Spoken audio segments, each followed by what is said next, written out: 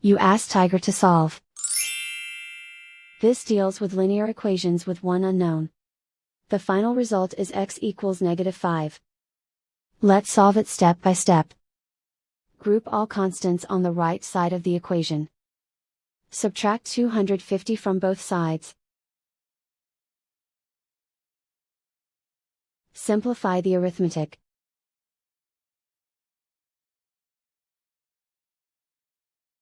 Isolate the x. Divide both sides by 50.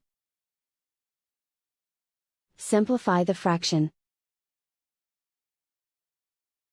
Find the greatest common factor of the numerator and denominator. Factor out and cancel the greatest common factor. And so the final result is x equals -5.